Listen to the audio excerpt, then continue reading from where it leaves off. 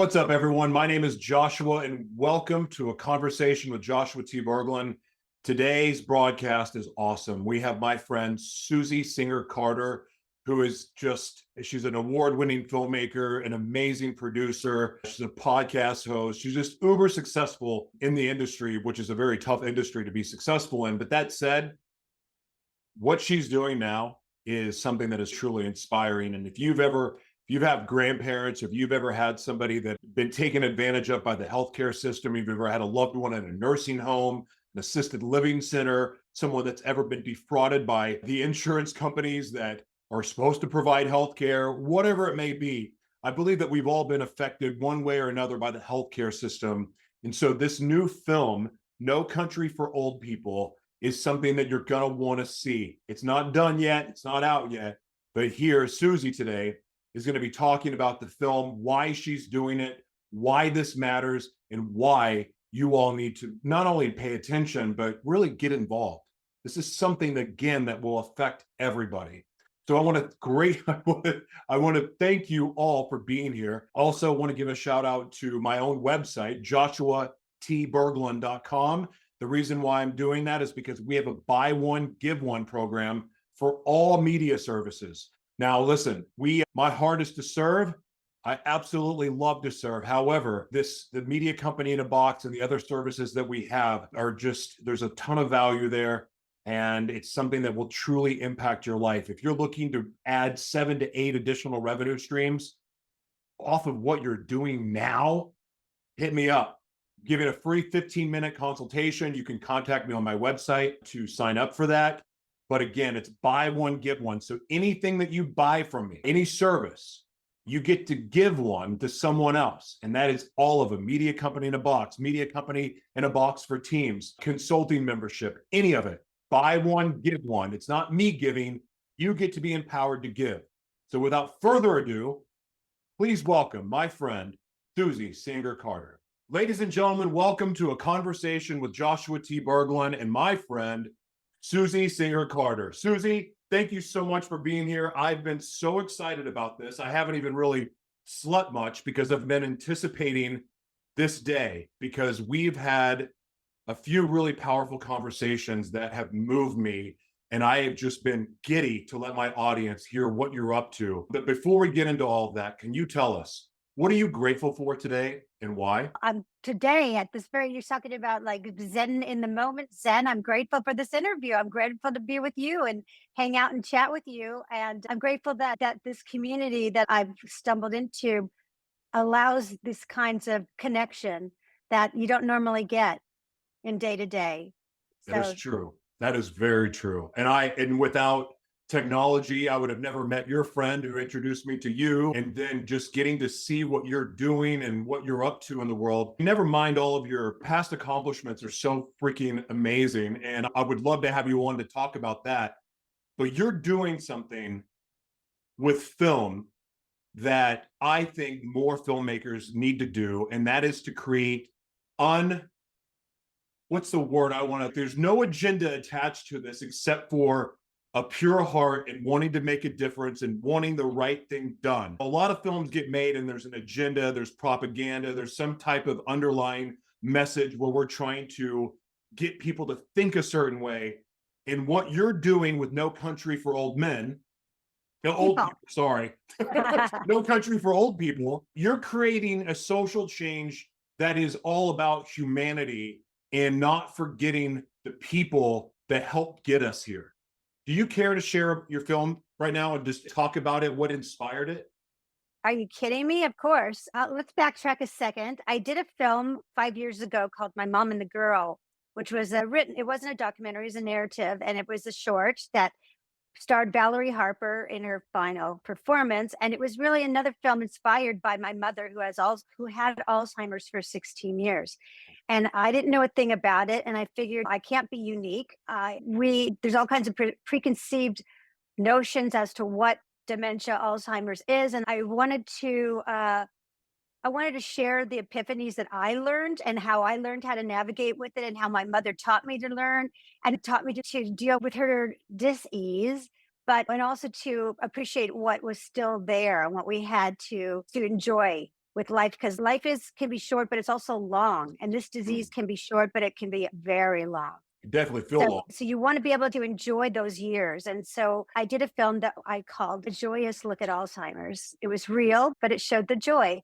Sure. And it touched a lot of people. I didn't think that my individual story would, because you think everyone's story is different, but really it's different, but it's the same at the core. That if it's authentic, it's the same at the core. And so it did indeed touch a lot of people. And went all over the world with it, went to Cannes, and got a lot of good nods and a lot of love for it. Cut to last year, my mom during COVID, I like everyone got a real good look at what long-term care looks like, because you can be under the impression that everything is exactly how they market it, which is we're taking care of your loved one. And yeah, it's sad. And I am Pollyanna, but I'm here to tell you it's absolutely not the truth. It is the opposite. And it's a business, it's profit over people. And I saw my mother suffer for the last 6 months of her life needlessly. And I saw, once I started taking a good deep look and realizing that this isn't just my mom's story, it's really everybody's story. And it's yours, it's mine, it's our parents and our love, everyone. Based on what I did with my mom and the girl, I just thought I had to honor my mom and Norma and all the other Normas out there who have come before her or are going through it now, and hopefully try to change this systemic problem that is largely, it's behemoth. And I'm not under any grandeurs of delusion that Susie Singer Carter, is going to be single-handedly going to change this monster, but I'm sure going to beat my chest and I'm going to try to engage a lot of people with me to beat their chest and to elevate and activate this issue so that everyone knows and they're not caught off guard like me.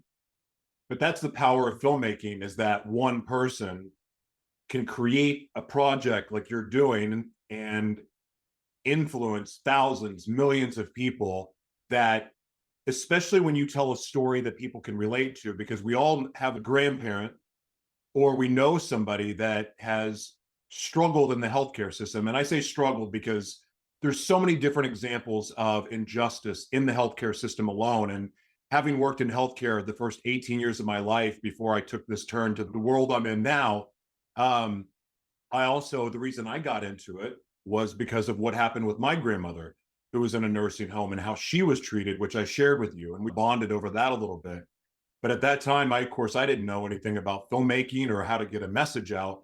So meeting people like you, it's super inspiring to me, because look, you could be making films for buttloads of cash with what's trending essentially. And you could make a film that would be super, super popular and easy to digest and take a quick cash grab.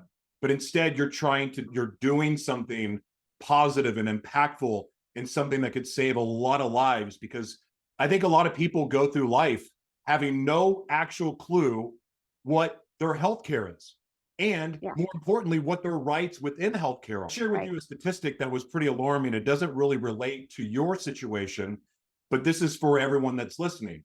When I worked in healthcare, one of the things that we uncovered was that like over 90% of claims that get denied never get appealed.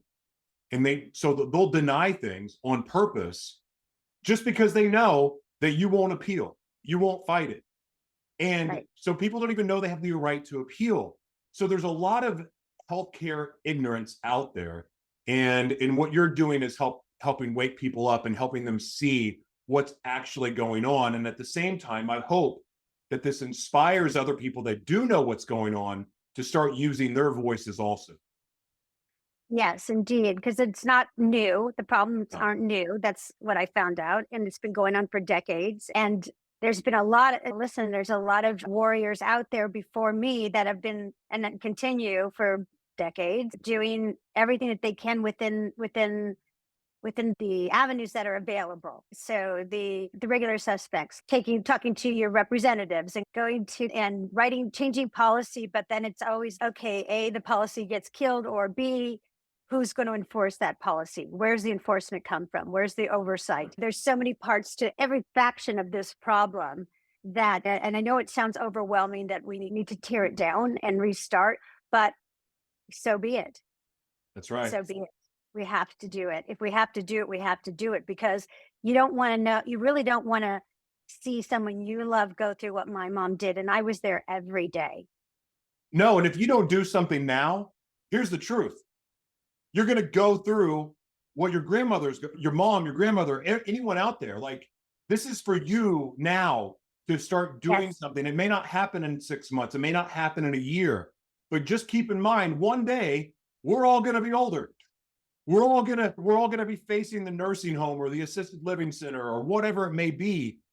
And if we don't have our rights in order, we don't have this healthcare system in order, we're going to become victimized of it as well. So now's the time to speak up. If anything, do it selfishly. So start fighting Exactly. for people now 100%. to save you now later. 100%, because we try, listen, we have all kinds of products and programs to stay young and live longer and have a great quality of life. So we're trying to live longer, but then you get to the point where you're at that age and there's a tremendous amount of ageism. We are so hypocritical because we want to live longer, but God forbid we say how old we are, and God forbid we give respect to somebody who has had a life and is still enjoying the winter of their life in that season. And we should revere them. We should respect them. We should allow them to get what they deserve. And we should want that for ourselves. We should want that for humanity. It's just, we are in such a selfish mode, and I get it. And it's like we've somehow, I'm not, it's very existential. Somehow we ended up in this very strange kind of a way of living this humanity that we call humanity. And it just feels, even the most humane of us are self-serving to some extent, which is good, but there's self-care, and then there's just selfish care. Yeah. When you started this process of creating this film, obviously you do a lot of fact finding and you do research and you get your ducks in the row, because you don't want to build a film on a bunch of false information, especially when you're trying to educate people. What was the most alarming statistic or information that you found while researching for this film? I think there's a lot of them. Yeah. Gosh, there's so many that you just go, what? Like everything that I thought I might have been paranoid about. No, I was not paranoid enough. Like it's pretty horrible. I think the scariest thing is that the way that our healthcare system, which I didn't really understand, and I know most people don't, and even doctors that I interview don't really have a clear-cut understanding of the difference between Medicare and Medicaid, or hospice and palliative care, all those different labels. And so there's different interpretation. And that's because they're so freaking complicated. Like our system from CMS, which is our Medicare and Medicaid Medi-Cal system, is so complicated.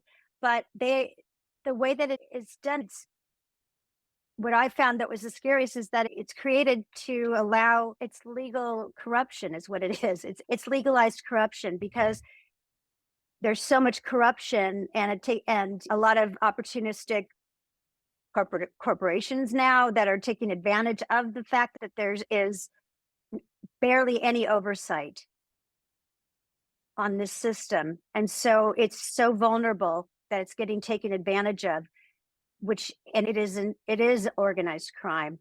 Yeah. I need a bodyguard quick. I used to do that. I know, I'm It's like- glad to know you. I'm a little scared, but it is organized crime. Like it is, and it's legalized because there's loops everywhere. And so everything that they're doing is legal, but it isn't ethical. No, not at all. That's the difference. That's what's going on. I shared the story with you when we spoke last, and when my last gig in healthcare was after selling our family business, and I went to go work for a corporate giant that bought us. And my role with that organization was a national contract negotiator on behalf of the people with complex disabilities. So I used to travel all over the country and meet with the heads of insurance companies from every name you can think of. I got to meet with them as far as these companies. And this was universal. Every conversation, we already knew what they were going to say, but they answer to stockholders. They don't really care so much about the patient and Right. in their care. That's why they deny claims. But because this is a business more over anything else. They're not there for your health. Yeah, they provide health care, but it is a business. And so they will tell you to your face, we have to answer to our stockholders. So no, we can't pay you for this equipment. And so the way that you have to approach them is you have to make it their idea to give you more money. And the only way you can do that is by showing them, if you provide this care, you pay for this service, here's all of the statistics that show you that you're going to save money long term. And that's how you have to present everything to them, or you'll get nothing done. I was a part of one of the last things that I got to experience when I was in healthcare was right when CMS cut the allowables in half. And the allowables are what they pay per code. They cut them in half. And it dramatically changed the industry. And that was the telltale sign of what was to come, which in my belief is it's the killing off of the weak. And as screwed up as that is, just look at the last few years. Look at the example of what you're talking about. There's no other explanation for it. Because why else would you just let people that are elderly or people with complex disabilities not have access to the proper care? Or while they're getting care that actually does something. It's just a wicked system. Yeah. It's so convoluted too. It's so complicated and convoluted because there's people that aren't getting treatment that they need. There's people that are getting treatment that they don't need because it's all about what. No, it's true. And then in both situations, in both of those, hurt the person because the person that doesn't need those kinds of treatments that should be in palliative care and should be preparing and enjoying this quality of the last section of their life are being poked and prodded and all kinds of things happening so that they can bill for it. And then on the other end of the spectrum, like my mother, who could have probably lived another year or two and a nice year or two, who knows? We don't know. Maybe more. We don't know. Maybe less. But the point is that the decision was made not to give her any treatment and more than that. And because that's what you'll find out in the documentary with smarter people than me that has been studying the financial side of how this works, the lack of transparency in the audits and what goes on. It's very easy to take advantage and what works and what doesn't work. I do know that I've found recently in my most recent exploration of the payments and how they're making all this money is that my mother was, I think when she was on hospice in the facility, when you're in hospice in a facility as well, the per diems for Medicare are tremendous. So my mom was pulling in close to $30,000 a month for them and getting no benefit out of it herself. So that's a tremendous amount of money. And that's just one resident. What potential solutions? Because the one thing I've learned, especially when I was active in healthcare, for every problem that they threw at us, or every obstacle, or every budget cut, or whatever, we always discovered a gaping hole somewhere else. They always had a blind spot or something that was exposed of, here's a solution to this. In your research and even in making the documentary, what possible weak spots or areas of hope did you find, or even possible solutions? Complete anarchy and let the system crumble? It's what I'm trying to do is to get people to understand that we are we as patients or residents, we are the commodity. So so you have to look at yourself like that. And that's how we are viewed by those corporations. So as the commodity, you have to say, where am I getting the best treatment? If it's not there, then leave. And that if we all left at once, and I'm giving you a really simplified answer, but it's like the model of a union: strike, get out of there. Yes, it's going to be hard. Yes, there's going to be a collateral damage, but that's going to be far less than if we keep this system in place. We have to take the power back as the people that are using these facilities or these providers that are not they're not engaging their ethics. There are no ethics. So we need to take the power back. And the only way to do that is to not use their services. We have to figure that out. I will have people that are going to talk about, there's all kinds of ideas of how to do that. How do we do that? What ways of living are much more that provide better quality? There's tons of those, but how do we subsidize that? We got to, we got to pull the money and all those resources back, and then recycle them into where they're going to work best, and also take it out of the for-profit hands and get it back into nonprofit that has true oversight. We need oversight. Oversight is so important. And there's also something to say about preventative care. And of course, for the elderly, it's almost, there's some things that you can do and that they can reverse some health issues. But for us, for people our age and younger, it's about preventative care, taking care of ourselves. We only have one body. I'm 43, and there's days that I feel like I'm 95 because I abused my body. I partied all the time. I did all the rambunctious all the fun things. Until it wasn't fun anymore. But now, like, I pay the price for it sometimes. But at the same time, I also am young enough still that I can get on the other end of it, and I've started to do so. And my health is dramatically improved. And now I haven't been to the doctor at all, which is nice. I love that because I don't want to go. I don't want them to. I feel like the last time I went, they were trying to pressure me to do all this stuff I didn't want to do. And I don't like that.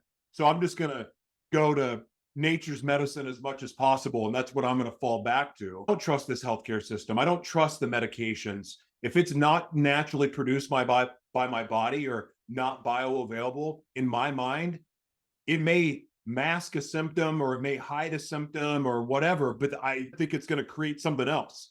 So I want things that agree with my body. It comes down to transparency though, Joshua, again, because there are good medicines out there and have been medicine, penicillin is a great example, just to be simple. There's this great thing that people would revolutionize lifespan and quality of life.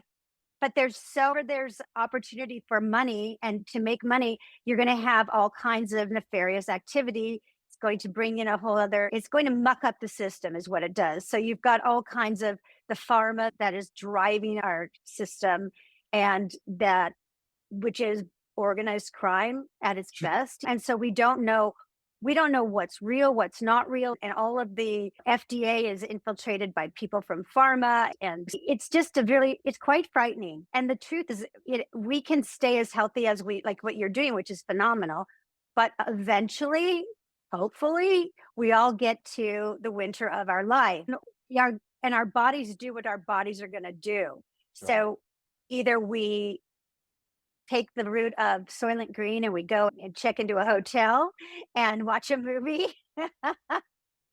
Which nice reference, by the way. Wow. Thank you. But the point is either we do that, or let's change the system and let's make that last season of our life quality and respectable and dignified, because I would say that all the time. I'd look at my mother lying in this bed and we can't take her outside because she has a bed sore, so we can't move her. Yes, you can move her. And yes, you can. And she needs to go outside and see the sunshine. And that's living in a room, looking at a wall and not drinking and eating because for fear she's going to aspirate. No, that's not life. No, that's not life. I'd rather die. That's checking off the boxes and saying we're keeping her alive as per this regulation. No, we need patient-centered care. We need individualized care. We need doctors that can do their job and not be shackled and looking over their shoulders for fear they're going to get sued and for fear they're going to get fired or have their license revoked because they actually have a conscience. Yeah. That reminds me, I don't watch a lot of TV. I like documentaries and different things I can find on YouTube and forbidden books. But I did this weekend find a show called New Amsterdam, which I guess has been around for a little bit, but first time I ever saw it. And I watched the first 3 episodes and everything about it is it made me want to believe in doctors again. And it made me want to believe that there's doctors out there that want to just to go back to being doctors, because the healthcare system is really preventing doctors from being doctors. They don't get to really do medicine anymore. What they Right. went to school for. It's a much different game.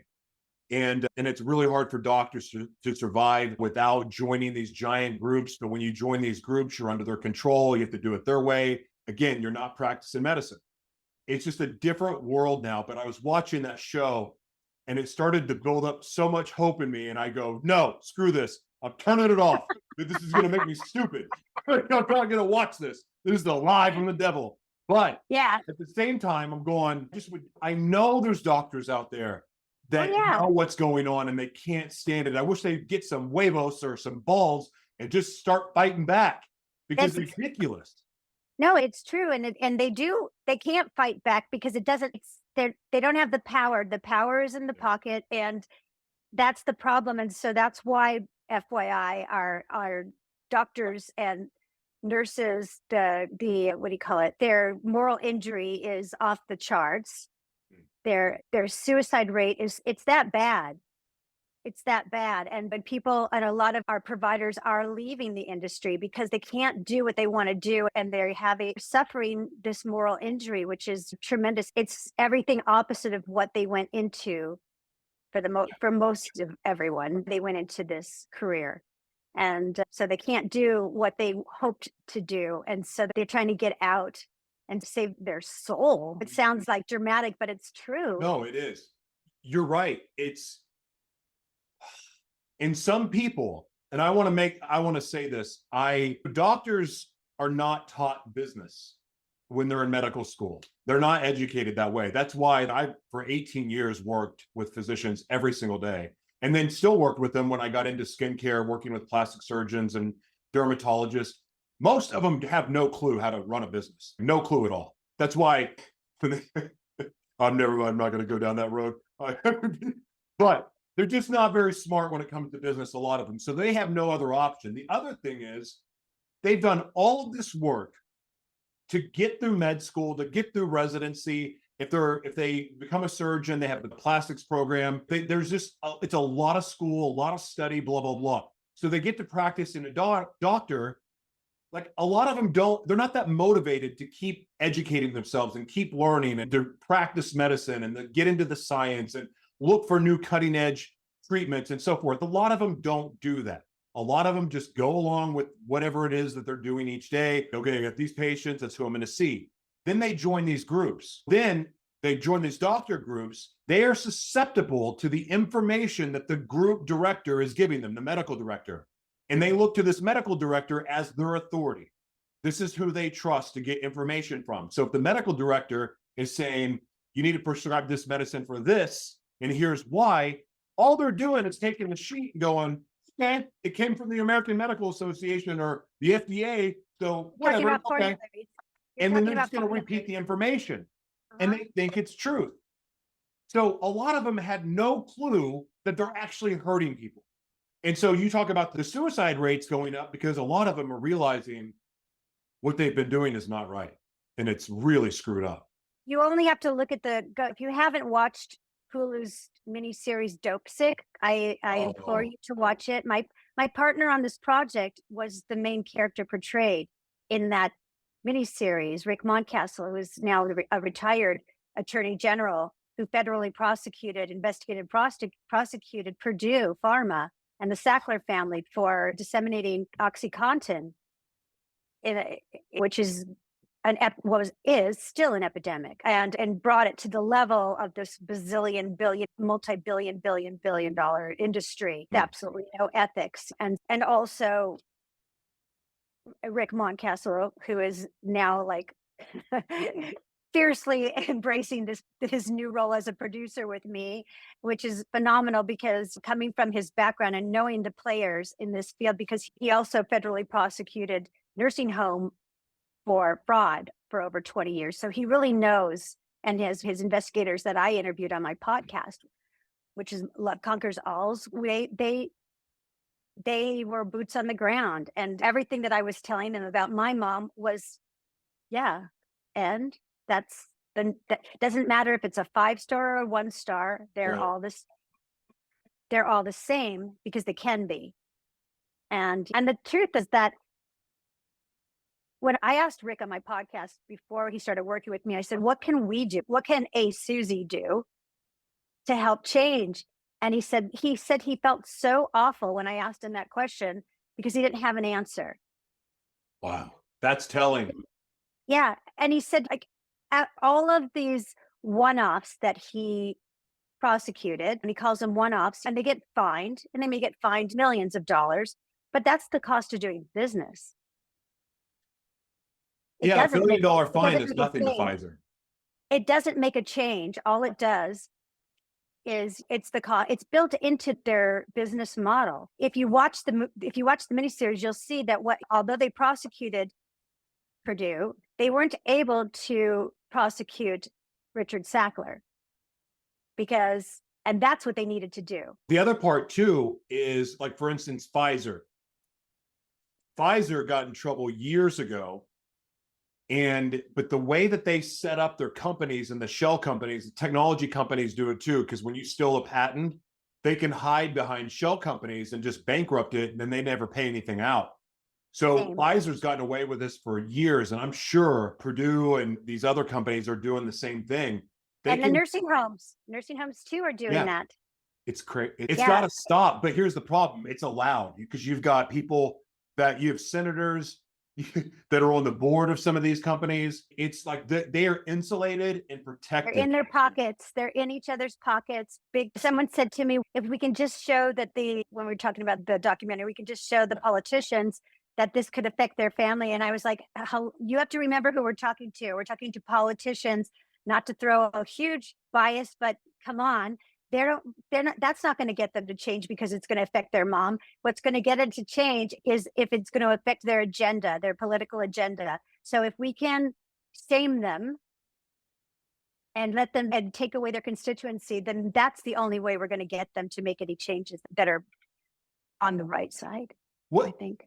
Why doesn't, and I probably know the answer to this question, but I'm going to ask it anyway. Why doesn't Hollywood do something about this? Because listen, these healthcare stories, I know they don't sound very sexy, but there's a lot of drama. There's a lot of thrill. There's a lot of excitement. There's plenty of mafia stuff going on. There's plenty of death threats. There's plenty of blackmail. Like, it's got all the stuff for a juicy story. So why isn't Hollywood pushing this? You're talking about in a narrative way. That's in a non-fiction way is what I'm trying to do. I'm trying to engage Hollywood because I know Hollywood is very powerful. So that's my hope, that is to engage with this community and use that power. But as far as narratively, as fiction, yeah, there was something recent. What was the one called I Care a Lot? And it was a guardianship of elders who don't have family, and these rings of people that go after these familyless people that don't have guardians, and they poach them. They look for them. They say, oh, here's a person who's in her 80s. They're wealthy. They have no family. And suddenly they're working with doctors that are signing over, oh, this person needs to be institutionalized. They can't live alone. Oh my God, so to fill the psychiatry, man, that's a whole other wormhole. But when I tell you this is all like interconnected, these civil commitment in psychiatrists, there's big money in putting people in facilities that they can't get out of. There's a ton of money there too. Psychiatrists have a ton of power, which is terrifying because they can literally say anyone's insane and you can get put away. It's madness to me. Gosh, I had another question and I completely brain farted. Come back to you. Have you already shot the documentary? Is it already ready to go? There's parts of it that have been shot. So most of it is the stuff that's been shot is my footage, is my found footage. Because when I started to really get to know Rick Moncastle, and he was right in the middle of when I was going through all this with my mother, and he said, start taking videos and pictures as much as you can. You need to memorialize this. Yeah. You don't know why, but you do. Just keep it, start doing it. So I did. And so I have a lot of footage that people hear of these things happening, but now they're going to see it. That's awesome. Now they're going to see it. And then all of the experts that we have, I have interviewed a tremendous amount of them. I still need to finish my interviews with them. And then it's putting the puzzle together. So we're right down, I'm like deep in it. I'm deep in the trenches. I got my boots on. I'm like not sleeping. We're in the thick of it. And I'm so motivated. Can I say that now that we're raising money? We have a nonprofit. We work with the National Consumer Voice for long-term quality care. And they've been around since 1975. Ralph Nader started them. That's how long this problem's been going on, folks. And they're my fiscal sponsors. So if you want to see some change and you believe in this project, just if you want to support us financially, please do go there. There's a page dedicated to us, and it's all tax deductible. I'm not going to make anything on this project. That's not the point. You know that, Joshua. Don't make money. I know more of the backstory as to why than we probably have time to go into this, but it's true. Like this is not a cash grab for you. No. This is a heart project. A heart project. It's a sweat equity. Millions. Sweat equity. But I'm doing this. I have to do it. There's no way. If I don't listen, we've raised some good money, but if I don't raise another dollar, it will get done. Yeah. It will get done. And everybody, I'm so proud of the people that have thrown their hats into this ring to speak truth to power. So I'm really proud of that. And I know that we're going to make some noise, and I know that noise is got to make a shift. We have pro-life, we have Me Too movements, all these movements. Let's focus on something that affects all of us too. All of us, not just one sector, everybody. It really does. Stop being afraid of dying, everybody. Stop being afraid, because I'm the biggest baby there ever was. I was having panic attacks at 3 years old about dying, okay? Literally. And my father would say, "You're 3 years old. Go back to bed. You have 97 more years." That's not a good enough answer. What happens after we die? I want to know. I love life. I don't want to die. But guess what? When someone is suffering and they're dying that you love, you're going to step up and you're going to be there, and you got to put your big girl hat on or your big boy hat on, and you step up. And it's actually a beautiful experience. And I told my mom the night before she died, I said, "You taught me how to live, and now you're teaching me how to die. And those are the two best gifts in the world." You're something else. I also want to speak to the community. We're friends on LinkedIn, or whatever you call it there. Follow each other on LinkedIn. And I've seen the community swarming around you, the subject matter, and so on. And every time I look at it, and I'm not on LinkedIn a bunch, but when I'm on there and I see it, it inspires me and it gives me so much hope, because it seems like more and more people are paying attention. And that's a good thing. That's a really good thing. And I admire, again, I said this at the beginning, but you've made some cool films, and like you've been a part of some amazing projects. You've won several awards. You've done all the Hollywood things. So you could be using your influence for greed or anything else, and you're doing this. And that, for me, and what I want to do, is super inspiring. Like, you're a role model to me, and I've been so blessed to have gotten to know you over the last few weeks. And I'm just really excited about this project because, as I said, it hits home for me. I saw this. Thank you. I have a lot of mascara on. You're going to make me cry, and then mascara get all over me. Everything I'm saying. And this is, and even working in healthcare, the things that you're speaking about, I saw it firsthand. Yeah, so we all need to rally around this film, and you, in my opinion. Thank you. My mother is, as they say in French, quelling. You guys know it, which means she's glowing with pride right now and appreciation, because you'd love her. You'd love this lady. She was fierce. She was like the white Ella Fitzgerald. Her voice was off the charts, like unbelievable. And her music was everything. Just incredible. And I always say, even in her last week of life, she had more game than I've ever had. She could still pull a man. At the end there's something about some people that just got it. My mom had it, but classy, always class from top to toe. She is saying, "That's my daughter." And she good, huh? That's my daughter. And I would say, "Mom, stop.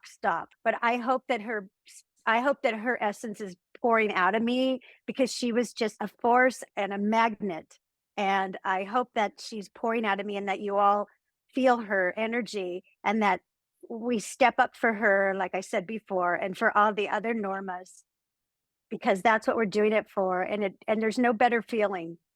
There's no better feeling than holding someone's hand. So let's hold everyone's hand, because that's really the greatest thing in the whole world. I promise you, you're not going to get any better feeling about you're going to love yourself so much more than you could ever imagine when you help others. It's quite extraordinary. Yes, it is. Susie, I know for a fact your mother's fact, but I feel your spirit every time we talk. And I feel her energy as far as just like it's coming through you, the passion for this, because it's magnetic and it's hard to ignore. Every time we talk, I'm just drawn to you and this project. And I believe in what you're doing. We are praying for all the favor in the world for you, and that this makes a huge impact, not just in the United States, but all over the world. Because this story, it does cross over into so many other stories. Like, it matters, but it is a human interest story. It's something that will, if it doesn't affect us today, it's going to affect us. It's like one of those things. So it's something to pay attention to. Susie, please tell everybody where they can follow your journey, they can follow the progress of the documentary, where they can support you, where they can donate. The floor is yours. Yes. Okay. I'm at Susie Singer Carter on all of the platforms, social platforms. I'm also, my website is Go Girl Media, and that has everything about Susie Singer Carter and No Country for Old People. And you can donate at again, I know it's a long name, but it's the National Consumer Voice. If you just look up National Consumer Voice, you'll find it. You can go up where there's a landing page. You'll see my poster that's behind me there. There's also a dedicated page. You can donate whatever you want. And if you can't donate, and I understand it, we're coming out of COVID, people didn't have work for a while, but that's okay too. Share, tell your communities about this. Bound to be somebody with some deep pockets that had a brush with this kind of situation, and they'll understand. So the more we can share this, the better. So I just ask you to keep amplifying this, because I don't want to grow old and be in one of those places, and you don't either. No. I promise you. Not the way they are now, I don't. I promise you don't. And can I just say one other caveat? Yes, there is some good facilities that happen to circumvent all the caca that's out there, and they're angels, and they're just incredible human beings that run these, far and few between. So I'm not throwing everyone under the bus, but they're still having, those people that are so good are still having to work within a system that doesn't support them to do what they want to do. So those good facilities are really sacrificing, and they shouldn't have to. That's right. So you shouldn't have to. So I want to just make that clear, that I'm aware that there's people or facilities that are out there that are doing incredible jobs, because they're heart-centered.